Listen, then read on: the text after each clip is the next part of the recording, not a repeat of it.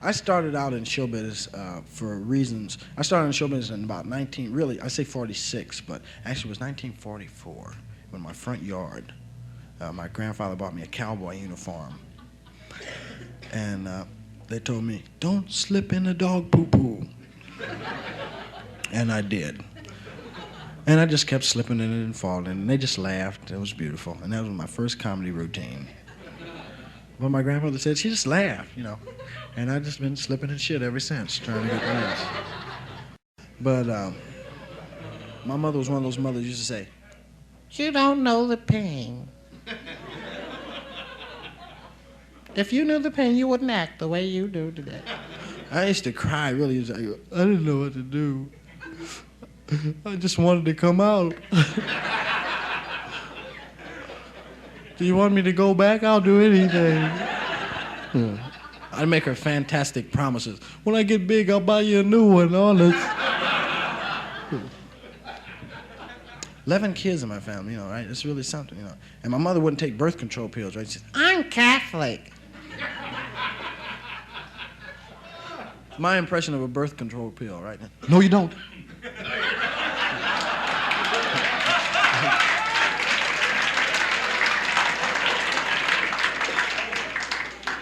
I like being a kid very much.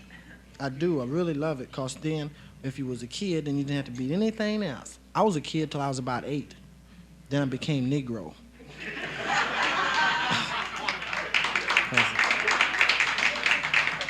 Because they made me do it in school. The teacher used to tell me, you are Negro. Now say it, Negro. Negro. Good. You've learned your lesson well. You get an A.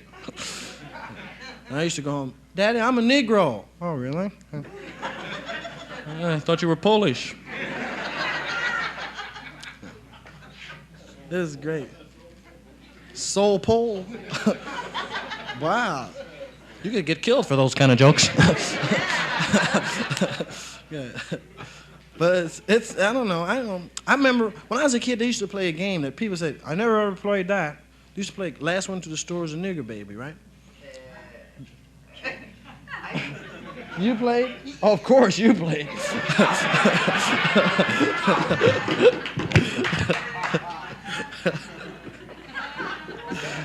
You know, I used to run like hell myself, man. You know. I didn't want to be it.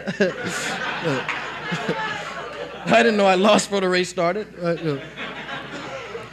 Right, and they used to say, used to go to the confectionery and get nigger babies at the school's confectionery. Guys said, can I have a dime's worth of nigger babies, Mr. Emerson? The kids be, right, you know. But nowadays it's different, right? Because kids are very, very, very progressive, right? Because they go to the store now, could I have a dime's worth of Negro children, please? Thank you very much. Charge it.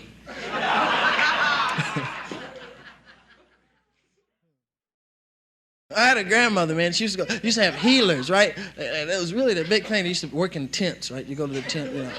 And they used to pray on the people and straighten them out. They're going with, you know, like bad arms, and he'd screw them up, you know, they're worse than it. They come out, you know, they're really great. Oh, he's so wonderful, you know. Women. And I remember this one guy, man, you know, he used to pray on the people. He would talk stuff, though. He could talk it, you know what I mean? And he was really clean, you know what I'm saying? Like, he had like silk on silk stuff, you know, like silk, you know, tie pin and everything, you know, silk belt. You know, he was really together, man. He was cool, you know. And you know, brothers and sisters, God is a wonderful person.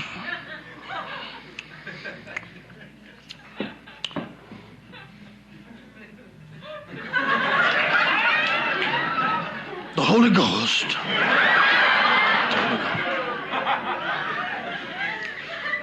You see, I first met God. I met God in 1929 in Chicago.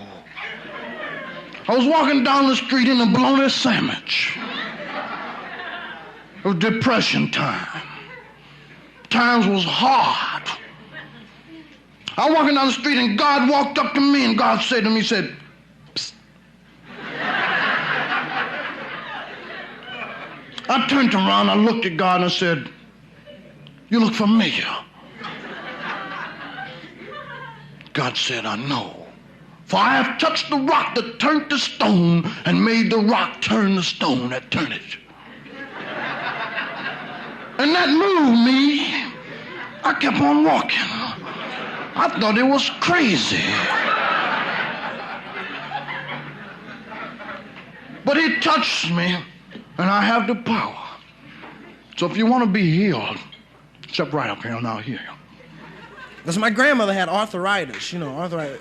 It was, you remember arthritis? Yeah. It was big in the 50s, right? That and TB, man. Everybody had TB, man. There was a guy named Ferguson had the coolest TB in the world, man, because Fergus was really cool, right? And they said, hey, Ferg.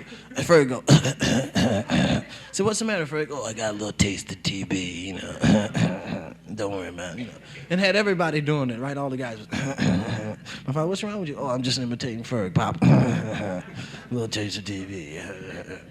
But this guy used to pray on the people, and my grandmother went in there and he prayed on it, right? Sister, kneel down. Keep your money in your pocket till after services.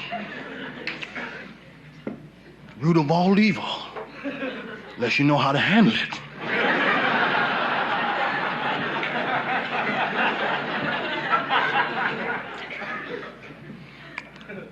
God, let your mighty power go through my body and heal this woman. And I used to say to myself, if the guy ain't got any power, why don't he fix his mouth?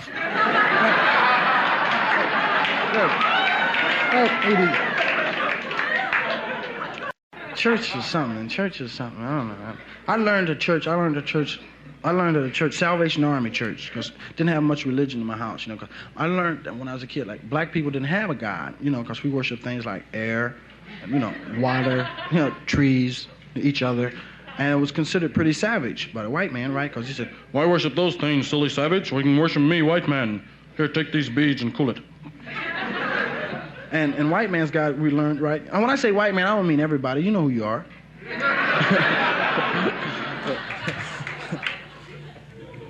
Just, You're lucky I got a sense of humor. I'm lucky you have too, because I know what you white people do to us.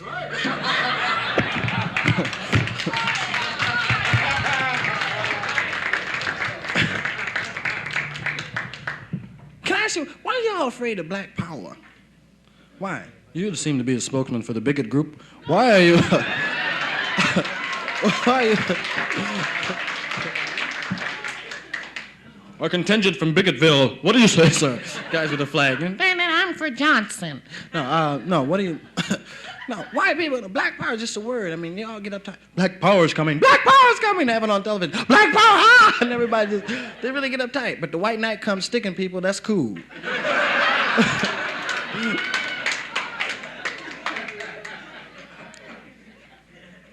Anyway, you have nothing to fear from the black man except his thoughts. That's enough.